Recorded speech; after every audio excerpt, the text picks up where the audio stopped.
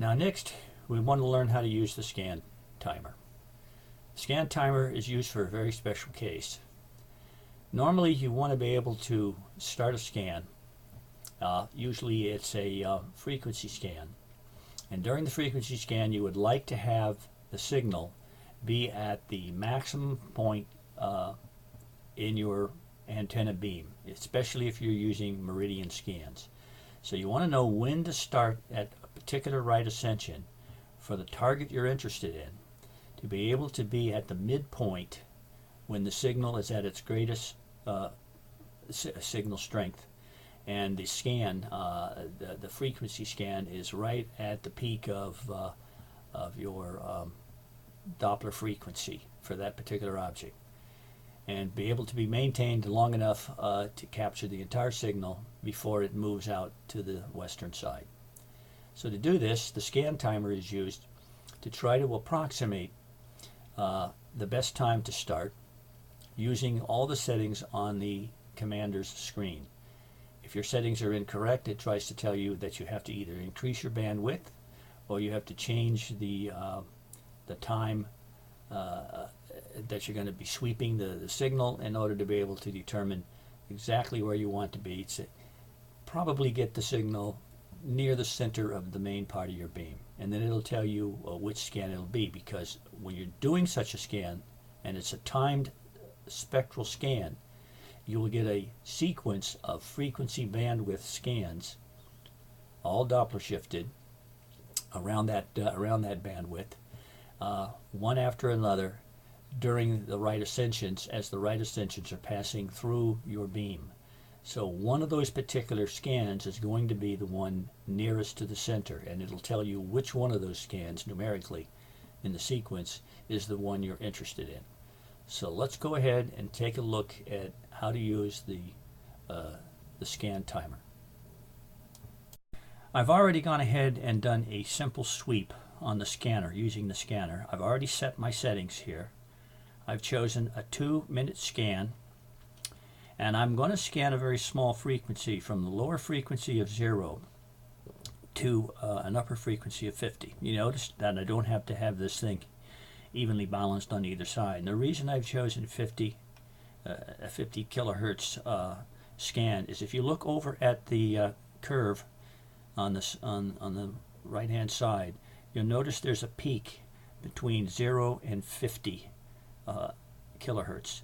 And so I'm just going to take that portion of the data, and the idea here now is to see if I can set up a timer that would capture this signal over a period of scans to put this in the maximum part of the beam.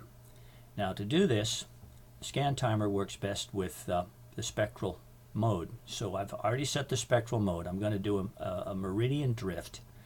I've chosen it to scan for a period of 2 minutes with a resolution of 1 second per each scan. Remember, every step of the frequency scanner is 5 kilohertz. And I've also set my DC gain to 10. And now if we want to check this out to see if these settings are going to be valid, let's click on Calculators, click on the ScanTimer calculator, and it asks us a question: do you want to select the right ascension instead of the sidereal time at the maximum signal level?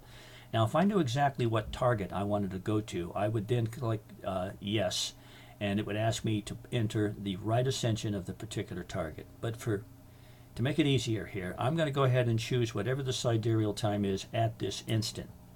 So I'm going to click on no, and it's going to do a quick calculation, and there it is. Now the ScanTimer has tried to figure out, using all those settings, if this will work. If it works, it'll display this pop-up window. If not, it will advise you to go ahead and change your settings because something's not right. You might have to change your scan time, the length of the ScanTimer. You might have to change your bandwidth or change your resolution. All of these things will interact with each other. We've discussed this before. So now in this case here, it says your current settings are going to be a sweep from lower to upper frequency from 0 to 50. Your resolution per each scan is about 1.25 seconds. Remember, we don't do exactly a resolution of 1 sample rate per second, but this is pretty close to what it's normally going to be. The scan timer has now been set for 2 minutes, which you can see over on the commander's screen. The right ascension that we're going to target was going to be 7 hours, 55 minutes, and 48.64 seconds. That is the right ascension. Well, this was previously done. That would be the right ascension that we're trying to target. And the declination here is at minus 18 degrees in 56 seconds. Now, the number of scans involved in the statistics would be 9.6 scans. The number of scans, number of points per scan will approximately be 10, and that's because we have a bandwidth of 0 to 50 at 5 kilohertz per step. That would be 10 data points. The total number of data points will be 96.0 data points. That means we're going to get several different kinds of peaks here for the scan. They'll be all sequenced together, as I explained earlier, into a single CSF file. The middle frequency for the thing will be right at about 25 megahertz. Actually, 25 kilohertz off. That is written wrong. And the shift frequency here will be at 50 kilohertz. So the beam width here for my antenna happens to be 5 degrees. Your antenna would be different, and therefore these numbers will all change. The cosine drift time through the beam. Let me explain. As an object moves through at the equator, it moves through its fastest period of time. But as you have a declination change, north or south, it will take a longer period of time to go through, and that is rated as to the cosine of the angle of the declination. So this one tells you here it's going to take about 19.1195 minutes to pass through the entire beam from the leading edge to the trailing edge of my 5-degree beam. And the drift time to get to the center will be approximately 1/2 of that, or 9.5597 minutes. So at the leading edge, it'll take about 9.5 minutes to finally reach the center point. So the calculations are based on trying to get that beam at the center. So the suggested settings now are to set your scan time equal to or greater than 1 minute. Set the right ascension to 7 hours, 54 minutes, and 52 seconds. That's a little bit before, so that you can get your beam at the right point of the maximum of your midpoint of your antenna. The ending time period would be 2 minutes later, or 7 hours and 56 minutes and 52 seconds. And when you're at the center of this particular scan will be pretty close to what your target is. It'll be 7 hours, 55 minutes, and 52 seconds.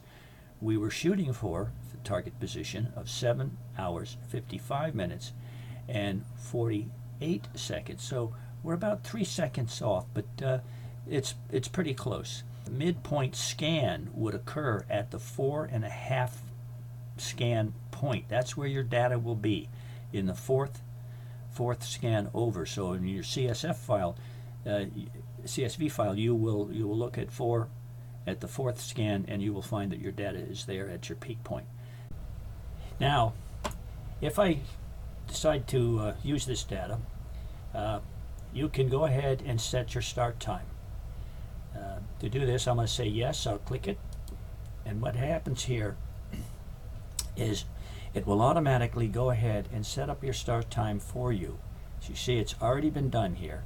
The start time is now set for 7 hours and 54 minutes and 52 seconds, and I've checked the enable button, and so this whole thing is ready to run automatically. Now just keep in mind that since I used the sidereal time, which has already been passed, The current sidereal time is much later. It'll take another 24 hours or another sidereal day before this data will start. And when it does, it will go ahead and complete and be ready for you to save, or it could be written into your project.